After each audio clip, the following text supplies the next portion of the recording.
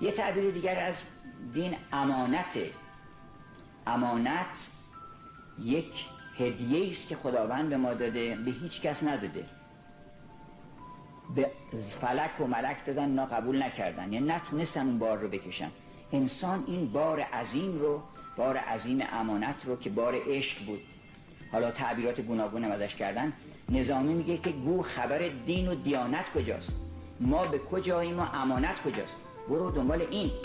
مولانا در فیه مافی میگه که یه چیز هست که تو دنیا نباید فراموش کنی و اون امانت الهی است که بهت دادن، اونو فراموش نکن. هر چی دیگه فراموش شد اشکال نداره، بقیه هم خاص یاد بگیری مهم نیست، خاص یاد بگیر، خواستم فراموش کن، ولی این یکی رو نباید فراموش بکنی که من آدمی زادم اینجا و خداوند یه بار سنگین انسانیت رو گذاشته رو چه من و من باید این قولا ثقیلا، انا انزلنا علیک قولا ثقیلا، این وزنه رو من باید با هم بکنم، این بار سنگین رو من باید هم بکنم.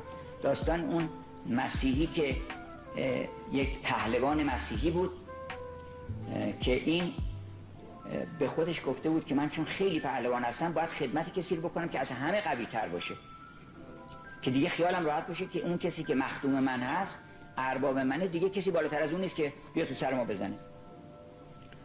بعد این مدتی خدمت کت خدا، فکر کت خدا از همه زورش بیشتره، خدمت کت خدا میگه. بعد دید کت خدا یه روز پادشاه و قراردادش رد شدن، اونجا دید میلرزه و رفت یه گوشه‌ای واسطه. گفت پس شما، گفت ما در مقابل اینا کاری نیستیم، ما اینجا بر خودمون کت خدا هستیم. گفت پس بریم خدمت اون پادشاه.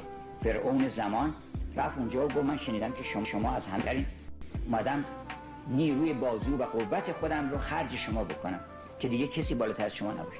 یه مدت اونجا خدمت میکرد. بعد دید که یه روز گفتش که گوش شیطون کرد بزنم به چوب. گفت بله چیه گوش شیطون چیه؟ مگه شما از شیطون میترسین؟ گفت بله شیطان اگه بفهمه حساب ما رو میرسه و از شیطون حساب میبرن اینا. گفت پس بریم خدمت شیطان بکنیم چون شیطان از اینا قوی تره. آمد شیطان پیداش کرد. شیطان زود پیداش میشه، تا مگه دنبال شیطان باشه احتیاج نیست به پیج بکنن و اینا، فوراً پیداش میشه. یه چیزایی هست که خیلی نزدیکه، مثل گفتن یک کسی تلفن کرده بود به بهشت، یکی از دوستاش میخواست ببینه هستش یا نه، اینا تلفن کرد گفت مثلا حسن علی فران، گفتن که نه نداریم همچین کسی اینجا. گفت من میدونم اینا. گفتن نه شما جهنم زنگ بزنی ممکن اونجا باشه.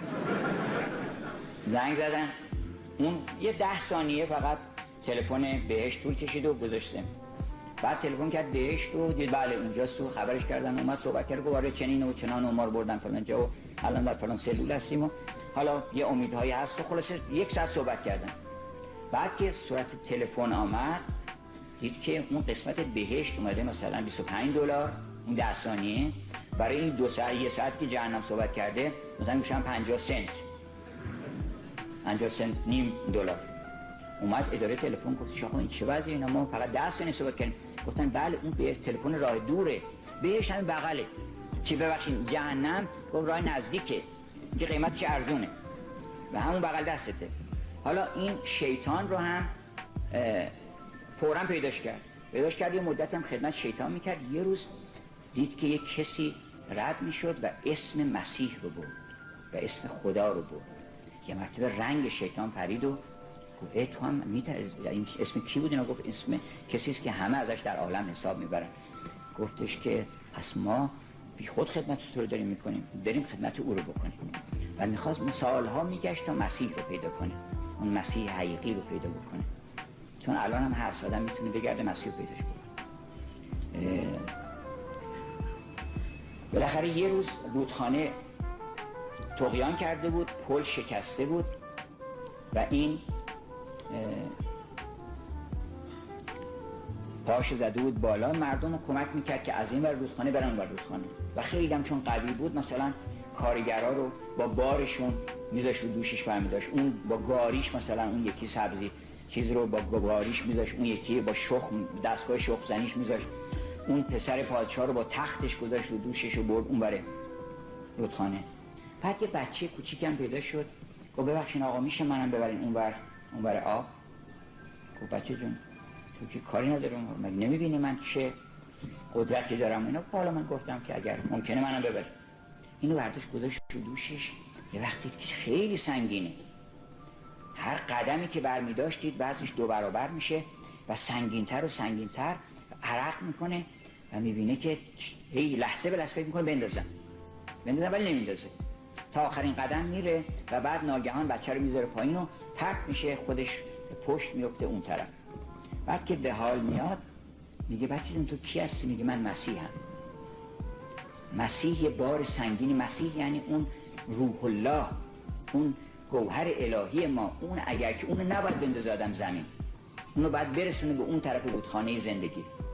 بنابراین به هم جهت به این میگن کریستوفر، سن کریستوفر، یعنی کریستوفر قدیس که مسیح رو حمل کرد و ما بایستی که این بار امانت رو حمل بکنیم و هیچ وقت این بار رو به زمین نندازیم.